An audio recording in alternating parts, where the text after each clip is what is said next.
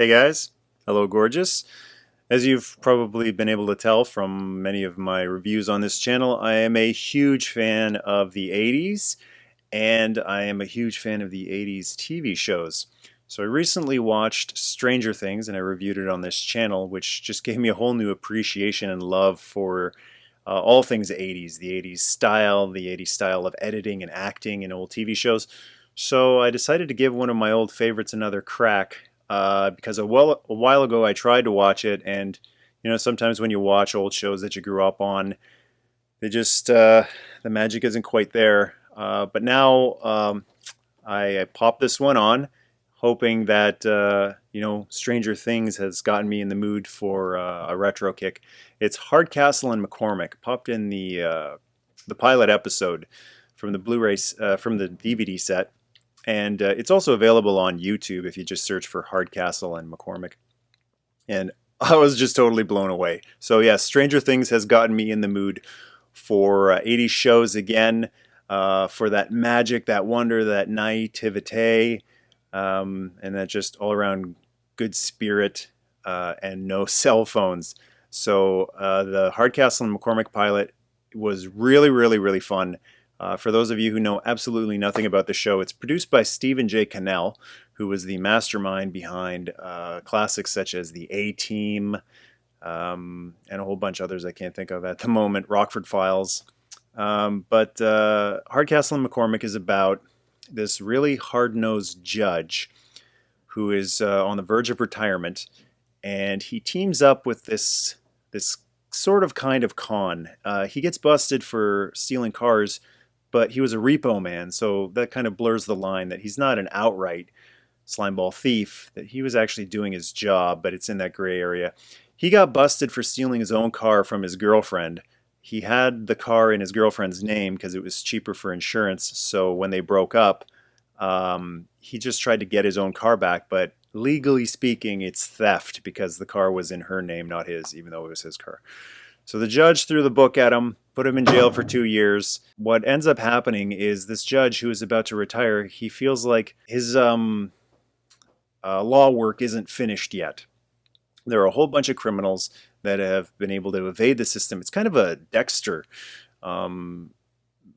thing going on here, because there are these criminals that get away because of technicalities, because Miranda rights weren't read properly, or other technicalities. And so the judge wants to take this into his own hands, take the law into his own hands, and bring these criminals to justice, but he needs help.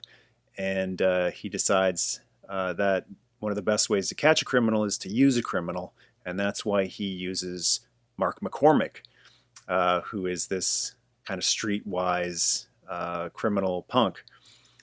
So that's the basic concept of the show. And then, as with most classic 80s shows, you need a car, because it was always the cast. You always had 2 or 3 or 4 guys that were integral to the story, but you also needed a cool or recognizable vehicle, and the vehicle was like a character in the show. So like Knight Rider had Kit, the A-Team had the van, Dukes of Hazzard had the General Lee. Hardcastle and McCormick has one of the coolest cars ever made. It's a prototype. It was never put into production. It was made specifically for the show. It's called the Cody Coyote, and this thing is amazing.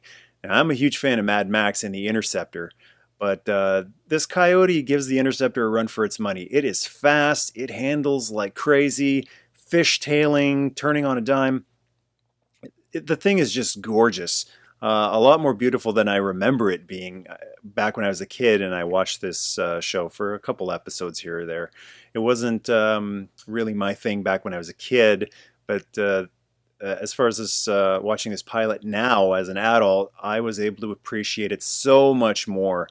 The dynamic between Hardcastle and McCormick is awesome. You've got this hard-nosed judge who actually does have a heart of gold at his core. And then you've got McCormick, who's this wisecracking punk, but he also has a heart of gold. There's one part where he's stealing the coyote, and rather than getting away scot-free, there's a police officer who's in trouble. He's turned over his police car chasing McCormick, and he can't get out. So McCormick stops, runs back to save him, and it ultimately ends up biting him on the butt. But he's a good guy at his core.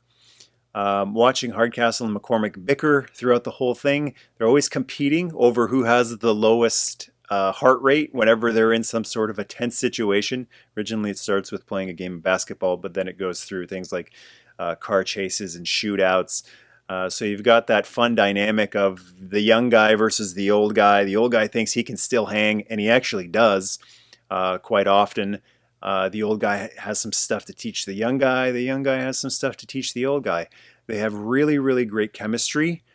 Sometimes when they do these buddy cop or buddy crime fighter shows or movies, you just can't force the chemistry. I mean, they say the lines and they try, but they just don't mesh. But the actors they got to play Hardcastle and McCormick are perfect for each other. They really do bring out the best in each other. They bring out the worst in each other. And I was chuckling quite a bit throughout this pilot episode. So if you have never seen Hardcastle and McCormick, or you watched it way back when and you haven't seen it in ages, give it a shot, or give it another shot. It really does stand the test of time, especially because of the Cody Coyote. That thing is beautiful, even by today's standards.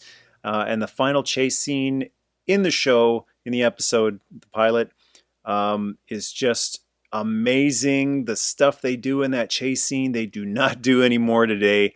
If you were a huge fan of Stranger Things on Netflix and you wish that shows and movies were more done practical effects rather than CGI, then Hardcastle and McCormick is right up your alley, because they do the most crazy stuff. And when cars are flipping and turning and smashing into things, there's a stuntman in them.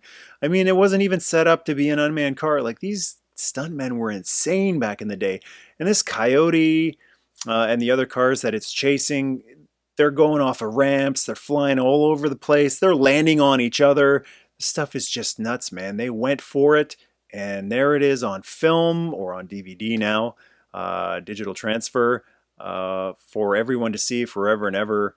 And it's pretty cool. And I gotta mention the theme song, one of the best opening intro theme songs ever. That theme song, Drive, one of the best theme songs of any show ever.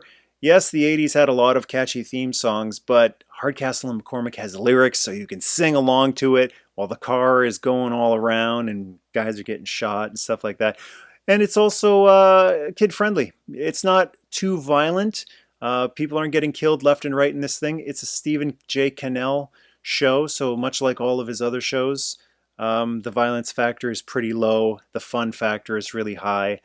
The witty comments, the repartee, the banter is really fantastic. So I just highly recommend Hardcastle and McCormick. Check it out. If you have a question, comment, or memory about Hardcastle and McCormick, scroll down and go to town. And to join the tribe, hit subscribe. Nerdmaste. Hadouken! Spectrum on!